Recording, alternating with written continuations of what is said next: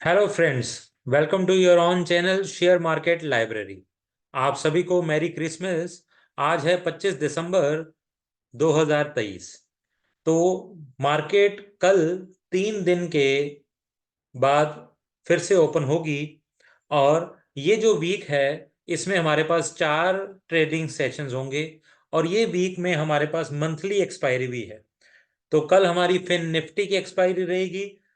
और फिर थर्सडे को हमारी बैंक निफ्टी और निफ्टी दोनों की एक्सपायरी इस बार थर्सडे को होगी, क्योंकि हमें पता है कि जो मंथली एक्सपायरी होती है वो बैंक निफ्टी की भी थर्सडे को होती है। तो इसी हफ्ते थर्सडे को हमारे पास मंथली एक्सपायरी रहेगी।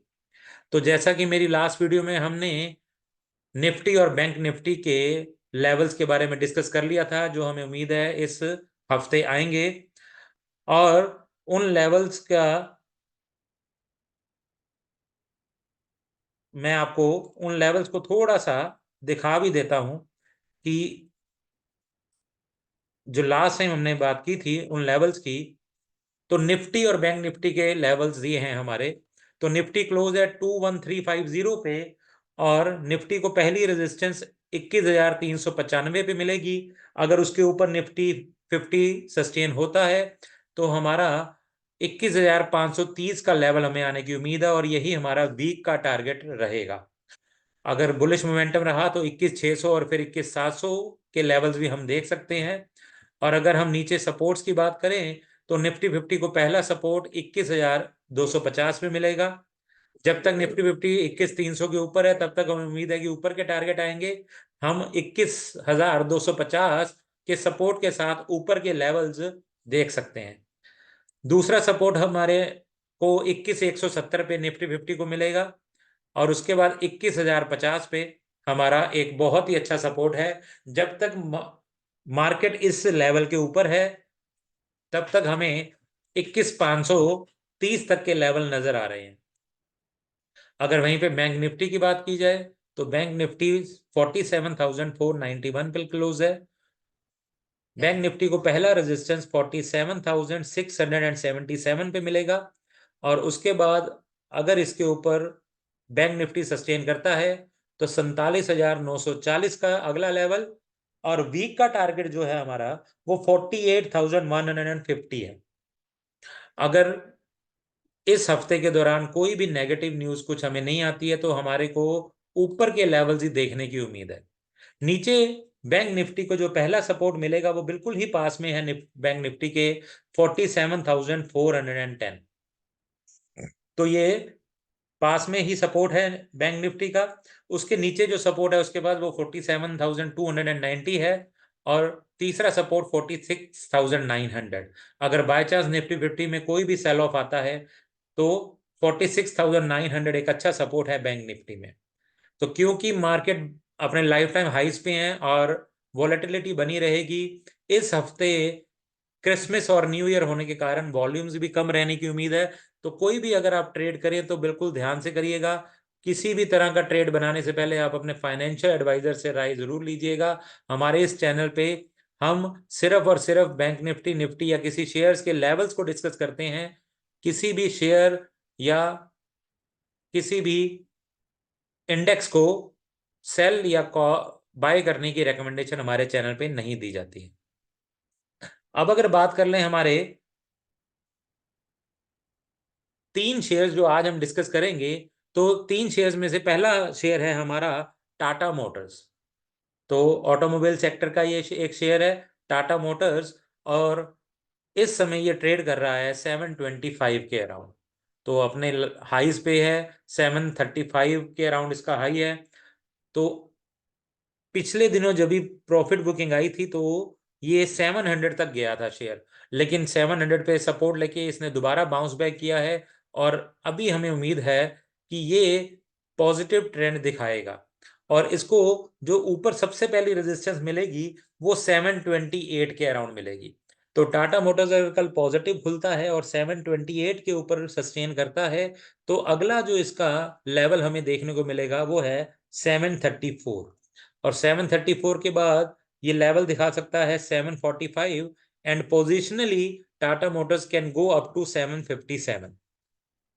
तो अगर कल हमें 728 के ऊपर टाटा मोटर्स सस्टेन करता हुआ नजर आएगा, तो हम उम्मीद करते हैं 734 का लेवल और फिर 745 का लेवल टाटा मोटर्स इस वीक में हमें दिखा सकता है। नीचे सपोर्ट्स की बात की जाए तो टाटा मोटर्स की पहली सपोर्ट हमें 719 पे नजर आ रही है। अगर ये 719 के नीचे सस्टेन करे और ट्रेड करने लगे तो टाटा मोटर्स में 711 का अगला टारगेट हम देख सकते हैं, और उसके नीचे टाटा मोटर्स के पास सपोर्ट है 697 की। तो 697 बहुत अच्छी सपोर्ट है। अगर इसके नीचे डे क्लोज नहीं होता है तो हमें उम्मीद है टाटा मोटर्स ऊपर के टारगेट्स शो करेगा। और जो चौथा सपोर्ट हमें नजर आ रहा है वो 688 का है टाटा मोटर्स पे।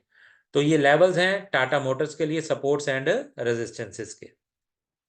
अगला शेयर जो आज हम डिस्कस करेंगे वो एक बैंकिंग सेक्टर का बहुत ही बड़ा शेयर है, जिसका नाम है स्टेट बैंक ऑफ इंडिया। तो स्टेट बैंक ऑफ इंडिया ने पिछले सालों में बहुत अच्छे रिटर्न्स दिए हैं और आज ये अपने लाइफ टाइम हाईज पे चल रहा है। क्योंकि बैंक निफ्टी भी अपने लाइफ टाइम हाईज पे है, तो कभी भी किसी भी समय कोई प्रॉफिट बुकिंग आ सकती है। इसीलिए मार्केट्स में इस समय बहुत ही ध्यान से पोजीशंस बनाने की जरूरत है। तो स्टेट बैंक ऑफ इंडिया का प्रेजेंट लेवल है 637। तो 637 पे ये ट्रेड कर रहा है। कल इसका पहला सपोर्ट बनेगा 633 पे। तो अगर by chance state Bank of India किसी कारण से नीचे आता है और नीचे आने के बाद ये 633 पे सपोर्ट लेगा, और अगर ये नीचे 633 के नीचे ट्रेड करने लगेगा तो इसका अगला लेवल नजर आ रहा है 622। और उससे अगला support state Bank of India के पास है 617, जो कि इसका 20 डेमा है। तो मोस्ट ऑफ द टाइम्स हमारे ये शेयर्स 20 डेमा पे सपोर्ट लेकर के फिर बाउंस करते हैं। और जो हमारा आखिरी सपोर्ट हमें यहाँ पे नजर आ रहा है पोजिशनली वो है 608 का। तो 608 का जो हमारा पोजिशनल सपोर्ट है, अगर 608 के ऊपर एसबीआई सस्टेन करता है तो हमें उम्मीद है कि ये ऊपर के लेवल्स दिखा सकता है। अगर हम पहली रेजिस्टेंस की बात करें तो स्टेट बैंक ऑफ इंडिया में पहली रेजिस्टेंस 649 के अराउंड नजर आएगी। और अगर अगली रेजिस्टेंस देखी जाए तो अगली रेजिस्टेंस अराउंड अबाउट 655 के अराउंड नजर आएगी हमें। तो अगली रेजिस्टेंस है 655 पे, और उसके बाद 660, और positionally State Bank of India can go up to 675।